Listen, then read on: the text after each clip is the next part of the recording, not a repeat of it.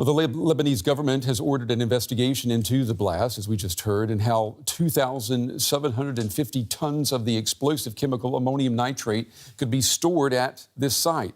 Now, we can see just how powerful the blast was by comparing before and after photos of the site. Take a look at this. Here we have a look at the harbor before the blast.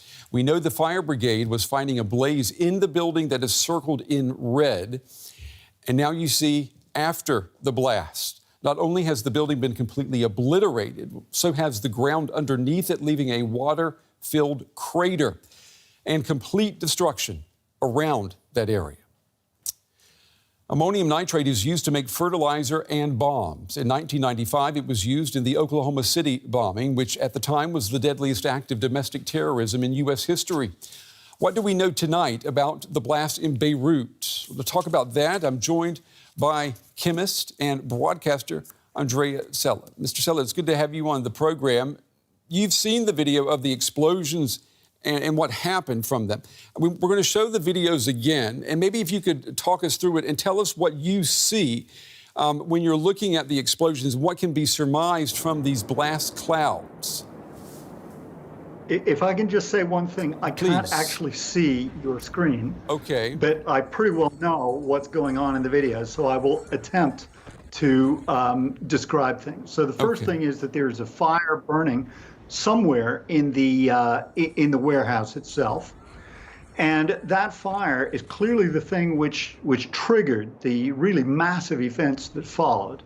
There's then a huge orange fireball which is produced, and this is the initial, rather slow, in kind of technical terms, explosion, where presumably the ammonium nitrate really began to burn and blow up. But moments later, there is a second type of explosion, what's called a detonation. And this is one which really happens kind of at supersonic speed. And this produces this extraordinary shock wave. And one can see that huge, almost spherical sort of bulb of mist which travels outwards from the center of the blast. And that's really a sign of this enormous shock wave. And that's the thing that will really have caused enormous amounts of damage. Can you surmise, based on what we've been able to see, what would have triggered all of this? Would it have been just this fire? Because we understand there were firefighters on the scene. Would it have been firecrackers, for example, fireworks that were on fire that could have then triggered everything else that followed?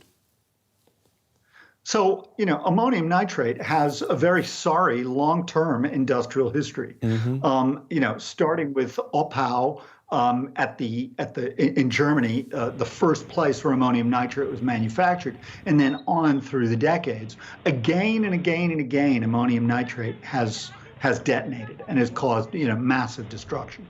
And almost invariably, these things start with a fire of some kind, right? And that's the thing that triggers things. Now, when you watch the videos, you do hear some sort of crackling and banging, and you see flashes. And so it may be that somewhere in the warehouse or adjacent to it, there was a consignment of fireworks or some kinds of munitions. The fire department were called because, of course, there would have been huge concerns. The real worry is, what happened to those firemen? And this is very, very reminiscent of what happened in Tianjin in China in 2015, where again, the fire brigade were called to a fire in a port warehouse. And then, the detonation happened. We know, as you just said, people know that this chemical is dangerous. And yet it was stored right in the middle of Beirut, we learned today, for up to 6 years. I mean, how should it properly be stored?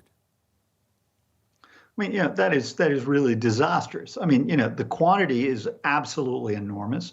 And, we know that it has to be stored pretty carefully, and especially not in the long term, because what it tends to do is it picks up a bit of moisture, it cakes up, it becomes much more solid. And at that point, it becomes more dangerous. The idea that you had 3,000 tons of this stuff, which is really close to residential areas, just doesn't bear thinking about. And it's an indication of an absolutely massive regulatory failure. I mean, we have very, very stringent in all countries regulations governing how you handle and how you store ammonium nitrate for this very reason.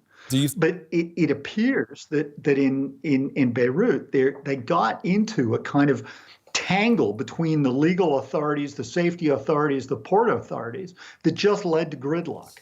And so it just kind of sat there. And there is a complacency here. Remember, when nothing happens, we start to assume, oh, it'll be okay.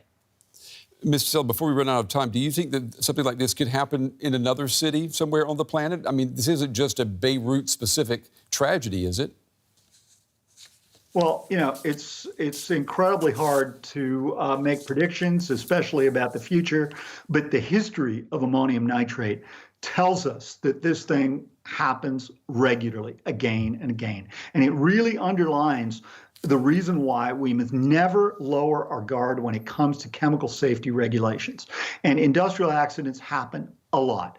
They happen due to kind of complicated chains. It'll be very, very difficult to ascribe blame to one or another individual. There are clearly responsibilities all the way down the line, and it will happen again, unfortunately. Yeah, and it's unfortunate that the people in Beirut could not profit from the knowledge that that I know, that is so common around the world. What a tragedy. Catastrophic. Absolutely catastrophic. Andreas Heller joining us tonight from Switzerland. Mr. Heller, we appreciate your time and your insights tonight. Thank you. My pleasure.